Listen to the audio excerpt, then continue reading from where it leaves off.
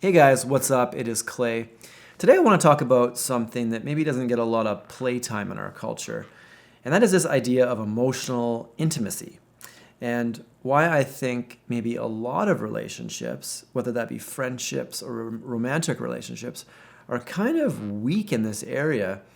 And it's too bad because, in my opinion, it's kind of the cornerstone of a relationship. So I was watching this TED Talk. He had asked the audience, as he was talking, what is intimacy? And he was talking about how, in general, men were giving, often different answers than the women. Men were often relating intimacy to physical things or sexual things, and women were often going more to the emotional side of things. And when I heard that, I thought it was interesting because I think for me, when I think of intimacy, I think I'm more side with the women on that one.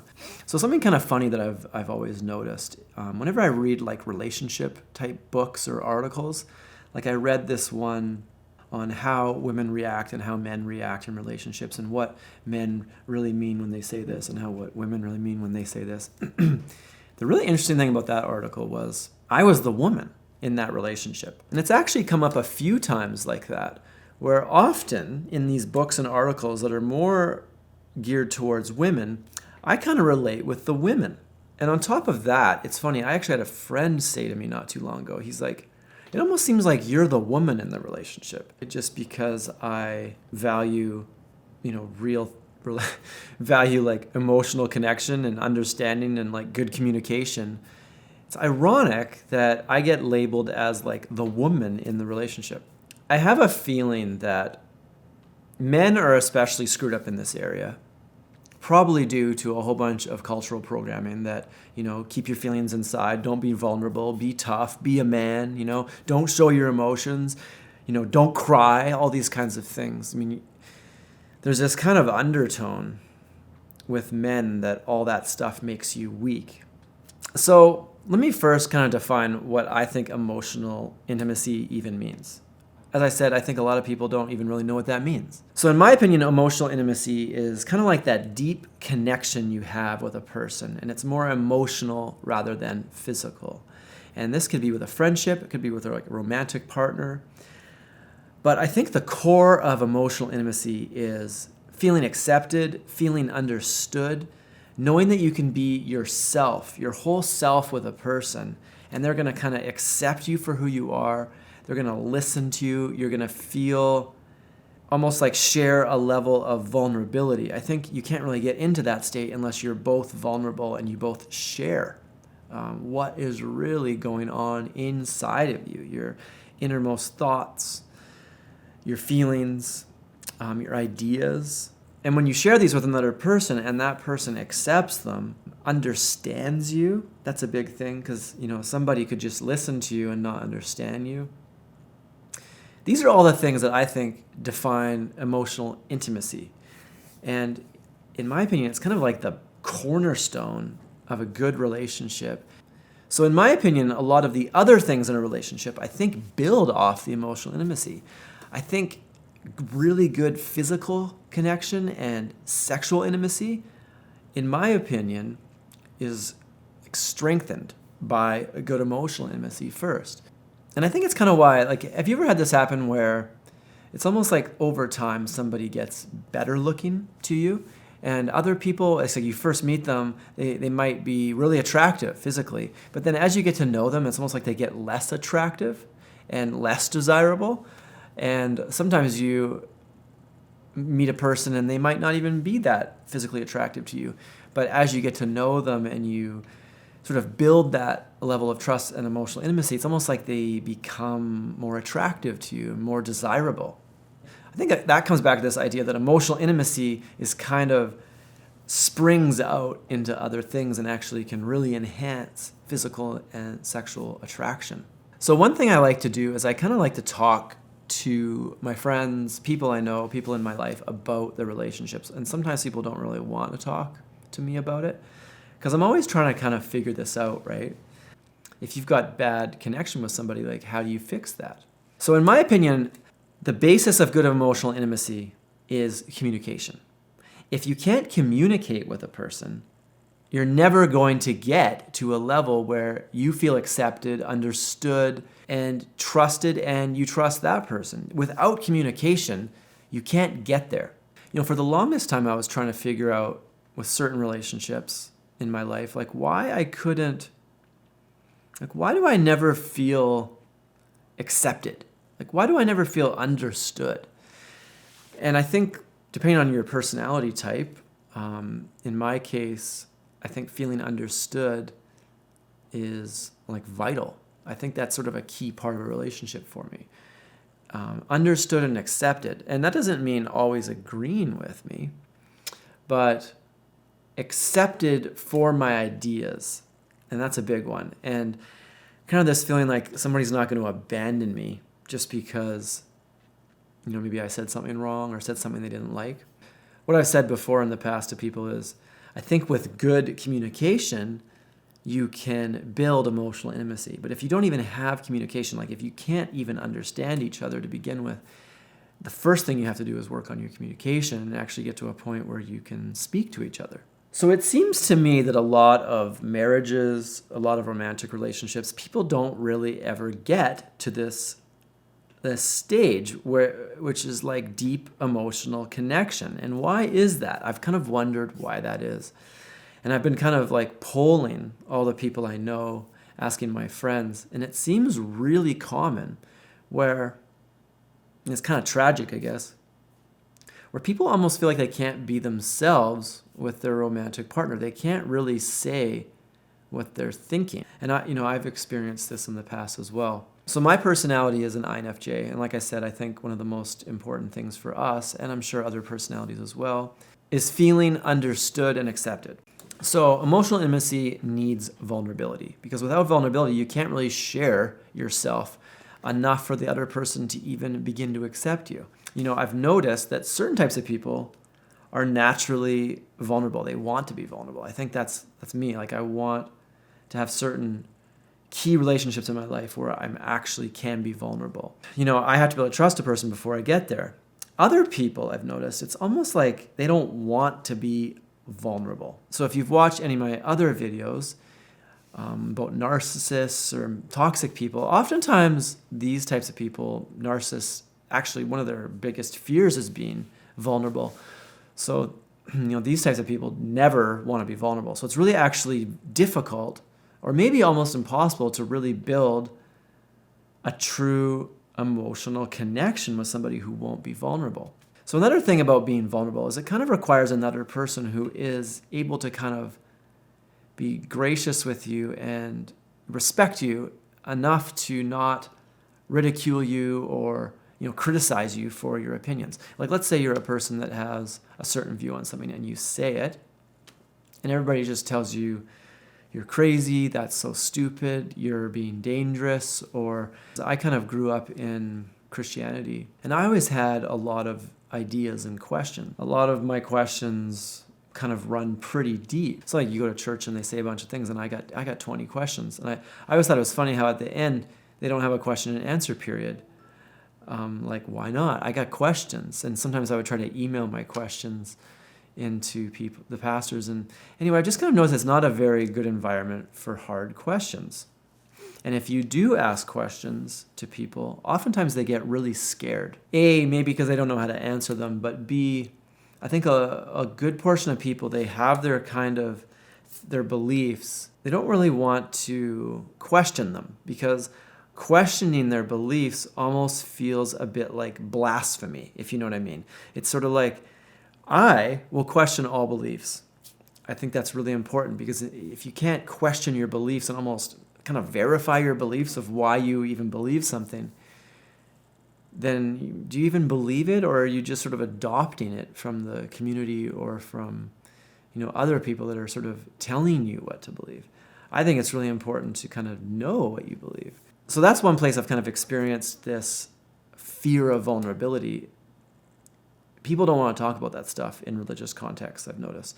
And then after a while, I don't want to talk about it either, because if I do have some questions or talk about it, it's almost like people can start thinking questions are of the devil or something. So the key to vulnerability is you first have to have a person that you can trust. somebody that you can say your wildest thoughts and they're not going to be freaked out and run away in the other opposite direction. A lot of people do that. So in my life, I think I've had a really hard time finding people like that. I have a couple people like that now. And it's interesting once you find somebody for the first time where you can truly be yourself without them judging you. That's a really amazing feeling. I haven't experienced that much in my life, and it's only been kind of lately that I've actually come to that place. Like, here's a person, and I know no matter what I say, they might not agree with me, but they're not going to judge me. And they're going to accept me for who I am, and they're going to understand me. The first part of disagreeing with somebody is to actually understand them. And so this kind of raises the problem of, with emotional intimacy, you kind of have to be on the same page to start, I think. Like it's almost like you got to have the same base common sense. I think maybe that's the problem with a lot of relationship breakdowns in our culture is people almost come to issues with different common sense. Like various religious contexts kind of have a base set of assumptions, and they often don't question those assumptions, right?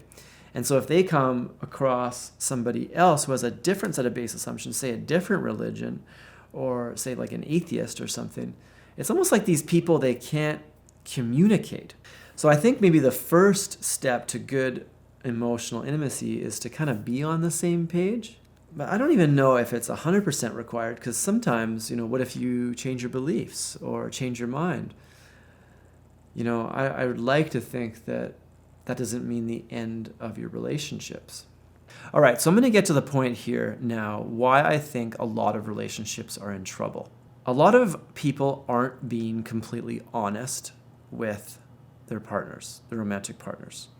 There's this feeling like you can't really share all your thoughts, your desires, your ideas, because you might get in trouble. So one thing I've kind of noticed about culture is it's like there's this culturally acceptable jealousy that exists with relationships. And what it is.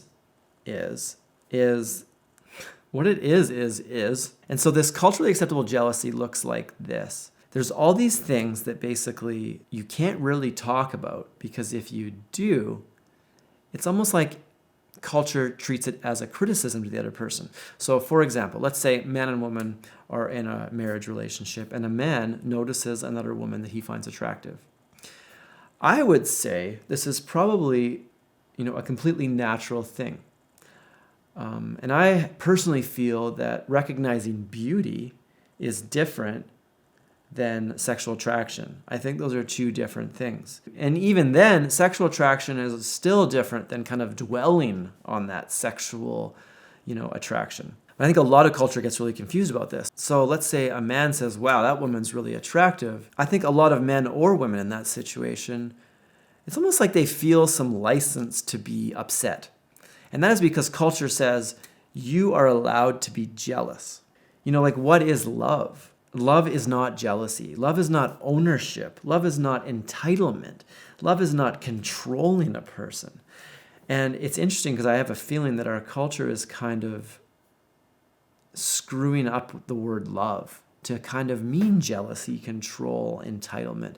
So it's almost like people get into these relationships and feel like they deserve certain things and kind of expect their partner to act a certain way. All right, so now what happens if one person in a relationship has ideas or thoughts come into their head that now trigger one of these cultural jealousy topics? I think they're kept inside. But a lot of, and I know this is true with men especially, a lot of men do not share their weaknesses. They don't share what they're struggling with, especially when it comes to like sexual attraction and things like that. Men do not share that type of stuff with their romantic partners. And I kind of wonder if this is kind of one of the main killers of intimacy, because now you've kind of lost a piece of honesty. You can't even really be yourself. You can't say what you're thinking without being criticized or told that you're like a dirty man. So anyway, it's just something I've been kind of thinking, like, what does that mean? Like, how do you get emotional intimacy? And I really feel like for a lot of relationships, maybe they're never going to get there. Maybe that's kind of a sad, depressing thing to say, but I think it really takes two people who aren't trying to control the other person. They're not trying to feel entitled. They're not feeling jealous. They're feeling secure that this person loves them and accepts them and understands them. So I think this is especially true with Christian men. I think Christian men especially, because I grew up in that and I kind of observed this a lot. Christian men are constantly being told what a Christian man looks like. They don't have these thoughts and they don't think these things and they don't say this stuff and they don't do this stuff. And there's this like whole list of do's and don'ts and things that you're, to have pure thoughts and all these things. And so I think a lot of men are walking around with this intense shame, guilt inside for having certain desires and noticing certain things and being tempted with certain things. And they kind of walk around with this shame. And I have kind of noticed that a lot of Christian men are doing this. So they all do this together. They're not admitting anything to each other. So they're not being vulnerable with each other. They're not being vulnerable with their wives. They're not being vulnerable with their romantic partners. So it creates all this secrecy, is what I've noticed. And that kind of just basically kills emotional intimacy, in my opinion, in their romantic relationships because they can't even be honest. And so, it's something that I've experienced only kind of recently, being able to trust somebody with everything that I am, everything that I think, everything that I feel. And if you can actually get to a place where you have somebody like that, and it doesn't have to be a romantic relationship, it could be, a good friend. I think that's really important. Almost a requirement for certain personalities like INFJ personality. I think it's almost a requirement to find somebody that understands you and accepts you on a deep level. You have to find that to feel some semblance of belonging in this world. Otherwise, you're just going to feel alone, misunderstood, and it can lead to all kinds of things. And I think a lot of depression in certain personalities like INFJs comes from just not feeling understood or accepted. Anyways, guys, that is the end of the video. I feel like I've been rambling for a bit here. Just a few ideas on emotional intimacy. I have another video I want to do that I'm going to maybe put a little bit more work into, and that's going to be called The 5 Pillars of Relationship. And it's kind of this theory that I've come up with on what is the perfect relationship? How do you even quantify what a good relationship is?